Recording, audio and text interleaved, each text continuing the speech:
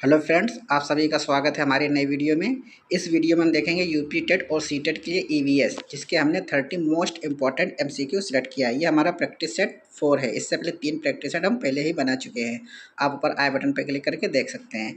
तो चलिए शुरू करते हैं। तो फर्स्ट क्वेश्चन में लिखा है, शरीर में सबसे बड़ी ग्रंथि कौन सी है? अग्नाशय, यकृत, थायराइड या फिर पिट्यूटरी। तो जो मानव शरीर होता है उसमें जो सबसे बड़ी ग्रंथि होती है वो होती है यकृत। तो ऑप्शन नंबर बी इसका करेक्ट आंसर हो जाएगा। सेकंड क्वेश्चन में लिखा है, वाष्पीकरण की प्रक्रिया किस कारण तेज होती है? तापमान बढ़ने से, तापमान घटने से, अंधकार से या फिर ठंड से।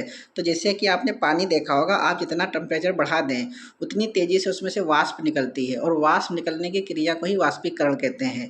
तो इसका मतलब ये हुआ, जैसे जैसे तापमान बढ़ेगा वाष्पीकरण की प्रक्रिया तेज होती है। तो ऑप्शन नंबर ए इसका करेक्ट आंसर हो जाएगा।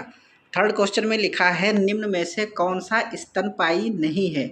चमगादड़, व्हेल, डॉल्फिन या फिर मगरमच्छ। तो आपको ये बताना है कि इन चारों में से कौन सा ऐसा जंतु है जो स्तनपायी नहीं है। तो इसका राइट आंसर हो जाएगा ऑप्शन नंबर डी, मगरमच्छ। चारों में से मगरमच्छ स्तनपायी नहीं है, बाकी के तीनों स्तनपायी हैं। क्वेश्चन नंबर 4 में लिखा है, रक्त का थक्का जमाने में कौन सहायता करता है? आरबीसी, डब्ल्यूबीसी, प्लेटलेट्स या फिर प्लाज्मा। तो ध्यान रखिएगा, रक्त का जो थक्का जमता है, अगर आपसे कभी विटामिन पूछा जाए तो उसमें से होता है विटामिन के। और अगर विटामिन का ऑप्शन ना होकर आरबीसी, डब्ल्यूबीसी या प्लेटलेट्स दिया हो तो आपको ध्यान रखना है, रक्त का थक्का जमाने में प्लेटलेट्स सहायता करती है। तो option number C, platelets, right answer हो जाएगा। क्वेश्चन नंबर 5 में लिखा है, हरित क्रांति का संबंध किससे है? उद्योग, कृषि उत्पादन, परिवहन या फिर ऊर्जा। तो हरित क्रांति का संबंध होता है कृषि उत्पादन से। तो option number B will be correct answer. Question number 6 में लिखा है, निम्न में से कौन सा जल का शुद्ध स्रोत माना जाता है? तालाब, नदी, वर्षा जल या फिर समुद्र जल। तो जल का जो शुद्ध स्रोत माना जाता है वो होता है वर्षा का जल। तो option number C will be correct answer. Question number 7 में लिखा है, रेशेदार जड़ का उदाहरण कौन सा है? गाजर, मूली, गेहूं या फिर शलजम। तो रेशेदार जड़ इनमें से कौन सी होती है? गाजर होती है, मूली या फिर गेहूं या फिर शलजम। तो इसका राइट आंसर हो जाएगा ऑप्शन नंबर सी, गेहूं। रेशेदार जड़ कौन सी होती है? गेहूं की होती है।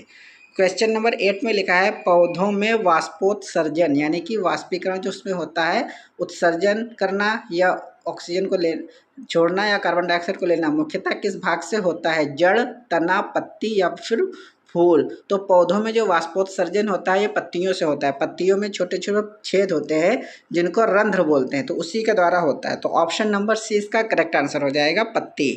क्वेश्चन नंबर 9 में लिखा है, निम्न में से कौन सा जीव सरीसृप वर्ग में आता है? मेंढक, छिपकली, कबूतर या फिर खरगोश। तो सरीसृप में कौन आता है? इसमें से छिपकली आती है। तो ऑप्शन नंबर 20 का करेक्ट आंसर हो जाएगा।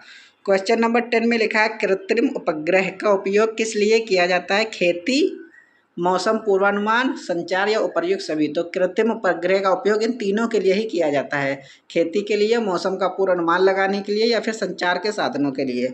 तो ऑप्शन नंबर डी, उपर्युक्त सभी, इसका राइट आंसर होगा। अगले क्वेश्चन में लिखा है, मनुष्य के शरीर में हड्डियों की कुल संख्या कितनी होती है? 300, 206, 210 या फिर 250। तो मनुष्य के शरीर में हड्डियों की कुल संख्या होती है 206। तो option number B will be correct answer. अगले क्वेश्चन में लिखा है, पौधों का जनन अंग कौन सा है? जड़, तना, फूल या फिर पत्ती। तो पौधों का जो जनन अंग होता है वो होता है फूल। तो option number C will be correct answer. अगले क्वेश्चन में लिखा है, निम्न में से कौन सा संचारी रोग है? मधुमेह, कैंसर, हैजा या फिर उच्च रक्तचाप। तो जो संचारी रोग होता है, संचरण से जो फैलता है, तो वो है हैजा। Option number C correct answer हो जाएगा। अगले क्वेश्चन में लिखा है, भूकंप मापने के लिए किस यंत्र का उपयोग किया जाता है? बैरोमीटर, थर्मामीटर, सिस्मोग्राफ या फिर हाइड्रोमीटर।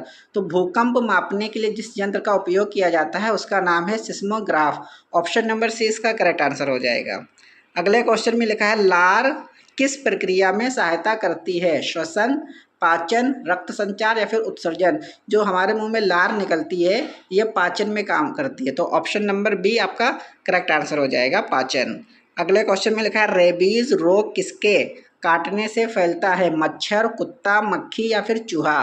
तो रेबीज रोग कुत्ता काटने से हो जाता है। तो option number B correct answer हो जाएगा। 17 नंबर क्वेश्चन में लिखा है निम्न में से कौन सा जल संरक्षण का आधुनिक तरीका है? बावड़ी, कुआं, ड्रिप सिंचाई या फिर तालाब। तो यहाँ पर आधुनिक तरीका पूछ रहा है, तो आपको ऑप्शन यहाँ पे लगाना है सी, ड्रिप सिंचाई। अगले क्वेश्चन में लिखा है कैल्शियम की कमी से कौन सा रोग होता है? रतौंधी, स्कर्वी, रिकेट्स या फिर बेरी। तो कैल्शियम की कमी से हमारे शरीर में जो हड्डियां होती हैं वो कमज़ोर हो जाती हैं, तो उसको हम बोलते हैं रिकेट्स। तो option number C correct answer हो जाएगा। और विटामिन डी की कमी से भी यही रोग होता है। 19 नंबर में लिखा है निम्न में से कौन सा ऊर्जा का अक्षय स्रोत है? कोयला, पेट्रोलियम, पवन ऊर्जा या फिर डीजल। तो अक्षय स्रोत पूछ रहा है, तो आपको पवन ऊर्जा लगाना है, ऑप्शन नंबर सी। 20 नंबर में लिखा है फसल चक्र अपनाने का मुख्य लाभ क्या है? मिट्टी की उर्वरता बढ़ाना, जल प्रदूषण बढ़ाना, कीट बढ़ाना या फिर भूमि कटाव बढ़ाना। तो फसल चक्र अपनाने का मुख्य लाभ होता है मिट्टी की उर्वरता बढ़ाना।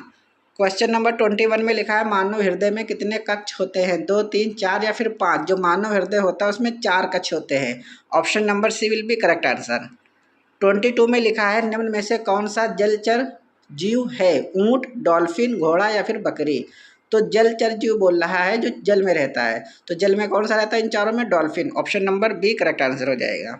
23 में लिखा है कृषि में उपयोग होने वाली केंचुआ खाद को क्या कहते हैं? जैव गैस, वर्मी कंपोस्ट, हरी खाद या फिर यूरिया। तो केंचुआ खाद को क्या कहते हैं? Vermicompost, option number B.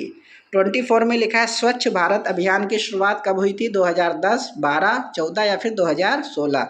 तो स्वच्छ भारत अभियान जो शुरुआत हुई थी वो 2014 में हुई थी, तो option number C correct answer हो जाएगा। 25 में लिखा है इंसुलिन शरीर में कहाँ बनता है? यकृत, अग्नाशय, हृदय या फिर गुर्दा। तो इंसुलिन जो होता है वो हमारे शरीर के अग्नाशय में बनता है, तो यहाँ पर option number B correct answer हो जाएगा, अग्नाशय। 26 नंबर क्वेश्चन आ गया, इसमें देखिए क्या लिखा है निम्न में से कौन सा कुपोषण का लक्षण है? स्वस्थ शरीर, कमजोर वृद्धि, अधिक ऊर्जा या फिर तेज दृष्टि। तो कुपोषण में क्या होता है? वृद्धि जो होती है वो कमजोर हो जाती है, तो ऑप्शन नंबर बी इसका करेक्ट हो जाएगा, कमजोर वृद्धि। 27 में लिखा है ध्वनि प्रदूषण का मुख्य प्रभाव क्या है? दृष्टि बढ़ाना, सुनने की क्षमता प्रभावित होना, हड्डियां मजबूत होना या फिर रक्त बढ़ना। तो ध्वनि प्रदूषण का मुख्य प्रभाव क्या होता है? इससे सुनने की क्षमता प्रभावित होती है, क्योंकि यहाँ पर ध्वनि से प्रदूषण हो रहा है तो सुनने में परेशानी होती है, सुनने की क्षमता प्रभावित होती है, ऑप्शन नंबर बी करेक्ट हो जाएगा। 28 में लिखा है अंतरिक्ष में जाने वाला पहला भारतीय कौन था? कल्पना चावला, राकेश शर्मा, सुनीता विलियम्स या फिर विक्रम साराभाई। तो अंतरिक्ष में जाने वाले पहले भारतीय थे राकेश शर्मा, ऑप्शन नंबर 20 का करेक्ट आंसर हो जाएगा। क्वेश्चन नंबर 29 में देखिए लिखा है तितली का जीवन चक्र कितने चरणों में पूरा होता है? 2, 3, 4 या फिर 5। तो तितली का जो जीवन चक्र पूरा होता है ये 4 चक्र में पूरा होता है, तो ऑप्शन नंबर सी करेक्ट हो जाएगा। 30 नंबर क्वेश्चन में लिखा है संतुलित पारिस्थितिकी तंत्र के लिए सबसे आवश्यक क्या है? केवल पौधे, केवल जीव जंतु, जैविक व अजैविक घटकों का संतुलन या फिर केवल जल।